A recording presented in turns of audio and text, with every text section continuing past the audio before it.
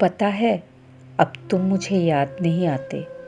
बस कभी अचानक अगर किसी तुम्हारे नाम वाले शख्स से मुलाकात हो जाए तो मैं उससे बात तो कर लेती हूँ, पर बात बात पे उसका नाम नहीं लेती।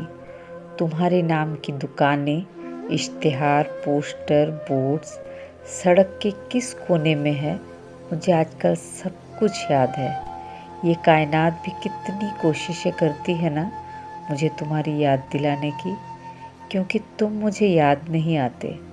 बस कभी देर रात बेवजह ही नींद खुल जाया करती है, तुम्हारा नाम खुद ब खुद याद आने लगता है।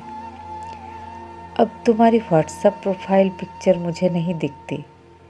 कल रात फिर भी मैंने तुम्हारा प्रोफाइल खोला था, वही पुराना एक मैसेज, कैसी हो, पहले भी हजारों बार पढ़ चुकी हूँ, फिर से एक बार पढ़ा था। फ़ोन भी कितने बहाने ढूंढती है ना मुझे तुम्हारी याद दिलाने के।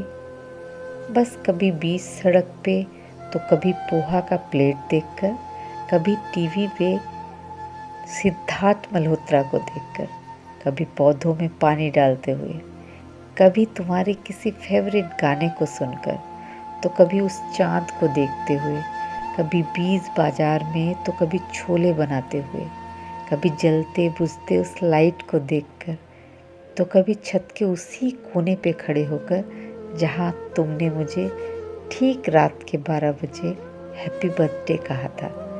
कभी खाना खाते हुए, कभी करवा चौथ का नाम सुनकर, तो कभी बर्बन बिस्कुट का पैकेट देखकर, कभी खुद को एक बार फिर सब कुछ समझाते हुए।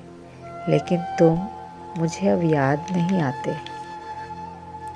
कभी जब घर पे अकेली होती हूँ, आसपास कोई नहीं होता, घंटों हाथों में फ़ोन होता है, पर तुम्हारा नाम फ्लैश नहीं होता उस पे अब।